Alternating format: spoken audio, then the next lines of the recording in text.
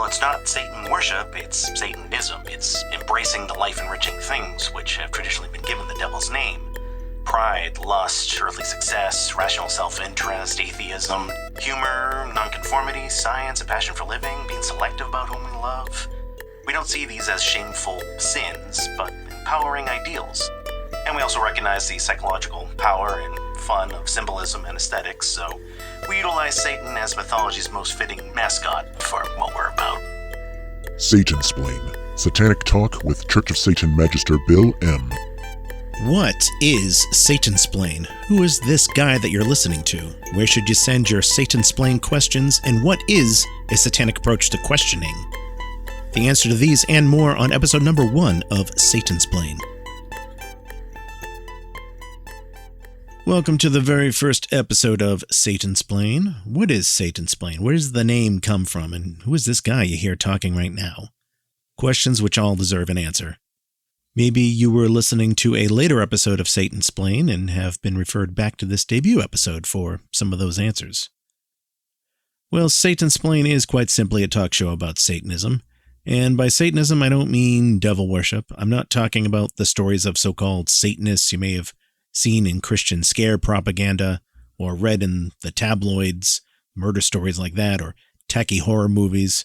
And I don't mean the antics of clueless occultists who've styled themselves after such things, nor do I mean the equally clueless slacktivists who think that the label of Satanism can be freely slapped upon a political cause.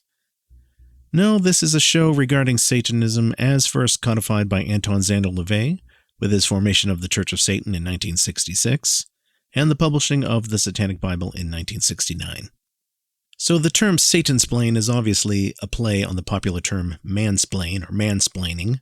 I'm sure you've heard that term, mansplaining, before. I could give you my definition of how I think the term gets abused to mean lots of different things, but naturally if I went into detail, somebody would just accuse me of mansplaining. But the parody term Satansplain, to the best of my knowledge, was first coined by Church of Satan High Priestess Peggy Nadramia. You see, occasionally the Church of Satan runs into people who think that they know more about Satanism than the Church of Satan does, and they try to explain it to us. So at some point, we started saying back to these idiots, hey, stop trying to Satansplain Satanism to us Satanists. So Satansplain is a purposefully condescending term in response to people who are condescending to us. But I find it to be a catchy term, and I use it here on the show in a double-speak, tongue-in-cheek kind of way, because as we progress through the episodes of this show, I will be explaining where the annoying Satansplainers get it wrong, and sharing my own explanations on Satanism and satanic viewpoints. Now, you may have noticed that there are other shows out there which claim to be informative shows on Satanism, and quite frankly, a lot of them suck. So what makes Satansplain any better, you may ask? What makes me, this guy you're listening to, any sort of credible source or authority on the topic of Satanism? Well, let's start with myself. My name is Bill M. I am, as you have probably guessed by now, a Satanist. I've been a member of the Church of Satan since the 1990s. I'm also a magister of the Church of Satan. For those of you unfamiliar with the Church of Satan hierarchy, well, you can think of a magister as being kind of like a bishop. Some of you may already know me as the host of history's longest-running satanic podcast, The Devil's Mischief on Radio Free Satan. I also run the Facebook page Dr. Shits, PhD in Satanic Memes, and over the years I have done many interviews as a representative of the Church of Satan. I've written Satanism articles for various publications. You can read some of them on churchofsatan.com. I've conducted satanic weddings and funerals. I was a featured speaker at the Church of Satan 50th anniversary celebrations. And now here on Satansplain, I'm going to give you my thoughts and explanations on Satanism, as well as satanic takes on a variety of topics. And in case any of you Christians are listening in and wondering, this is not a recruiting show for Satanism.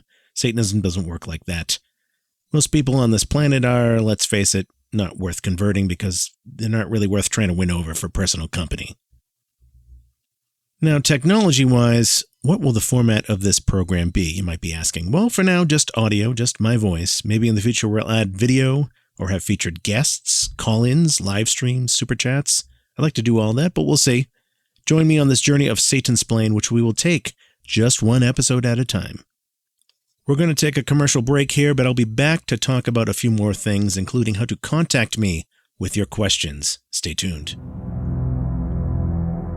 In 1966, Anton LaVey created the Church of Satan, marking the beginning of the Age of Fire and Year One Anno Satanis. In 1969, he published the Satanic Bible, codifying Satanism as a religion, the first time it's been done in human history.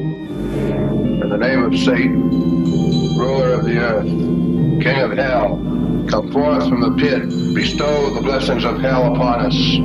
For we are your children, and we invoke thee this night. In 2001, I was appointed High Priest of the Church of Satan. In 2007, I published the Satanic Scriptures, further defining and expanding on Satanic philosophy and greater magic ritual. Hail, Satan full of might! Hail, Satan full of might! Our allegiance is with thee! Our allegiance is with thee! Cursed are they!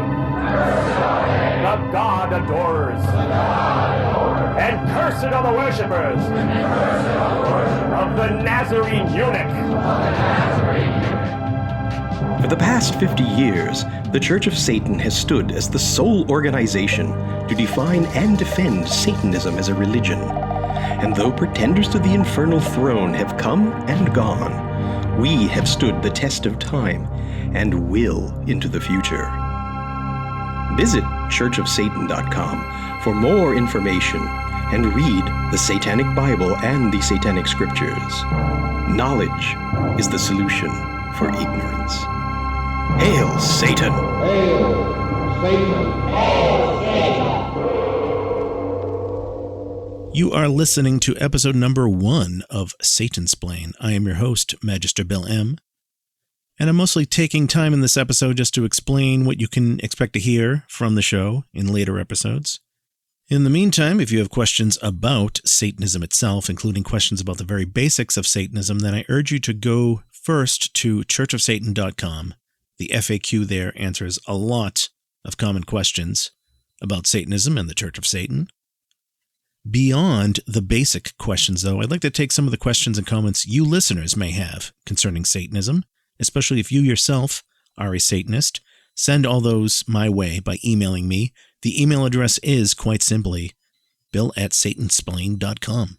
That is the official email address for this show, bill@satansplain.com. In fact, allow me to use that to segue into what I guess will be my first rant on this show. That is the Satanic approach to questioning. I've heard many Satanists say, well, it's good to ask questions. It's very satanic. It's very satanic to ask questions because spiritual religions, like Christianity, well, they don't want you to question dogma. They ultimately just want blind faith and blind devotion. And sure, there is that extreme of going through life without questioning anything, without questioning authority or questioning religious dogma. I'm sure any Satanist would agree that, yeah, that's bad. But let's not overlook the fact that there's the equally bad opposite extreme. That's the person who keeps asking questions and just won't shut up. It doesn't matter if the topic is Satanism or anything else. You've seen these sorts of people before. Sometimes they'll show up on a science discussion group on the internet and they'll ask questions, and maybe an actual scientist will take the time to answer. The scientist may say, okay, well, to answer your question, read this book on the topic, or check out this paper in this science journal, or here's a 2-hour lecture on the topic.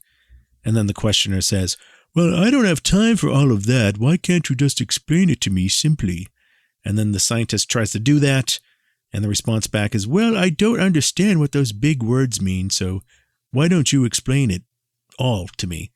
And on it goes. And some are demanding an explanation of a complex topic to be condensed into a paragraph of layman's terms, which is often impossible to do. Then you may have some other people who just keep asking questions just to ask questions, just because they like the attention. So they keep asking and asking until people naturally get frustrated and tell them to get lost. Then the response might be, oh, I can't believe you're being so mean to me. I'm just humbly asking questions. Or you'll point them to an FAQ, and they'll say, well, why can't you just answer my question right now, directly to me? right here on Twitter. Well, gee, maybe that's because I have a life and the link I gave you already answers your question. And if you can't make the effort to read, then why should I make the effort to stop what I'm doing and educate you on this topic for free and in 280 characters or less? In fact, in less time than it took you to post that question here and wait for a reply back from me, you could have looked up the answer yourself. See, folks, an FAQ is there to save time for both parties. And again, it doesn't matter whether the topic is Satanism or anything else. The people who have the questions get to go to the FAQ and read the answers there ASAP. And it saves time for the people who'd otherwise have to type the answers to people several times a day. But I've still seen people who will ask question after question, and when you don't answer them, they may say, well, what's the problem? Isn't it satanic to question things? And I say, yes, but you see, the whole point of asking questions is to gain knowledge, and it's clear that you don't really want to gain knowledge here. You're just lazy, or you're looking for attention, or you're a compulsive debater who is needlessly looking to start an argument for the sake of starting an argument, or something else. It's good to ask questions if you're challenging false claims about you, misinformation. But Satanism in and of itself, I would say, is an RTFM religion. RTFM stands for Read the Fine Manual. Okay, maybe the letter F stands for a different word. But like many Satanists, I have an RTFM attitude. And to me, that means don't needlessly bug another human being for help and answers you can get on your own. There's a little thing called Satanic Statement number 6. Look it up. Even more importantly, there's a thing called web search engines. Use those. So let's recap. There are two bad extremes when it comes to questioning. One is being a sheep. The other is being a pest. Obviously, those aren't the only two options. There's nothing inherently wrong or shameful or weak with asking another human being a question.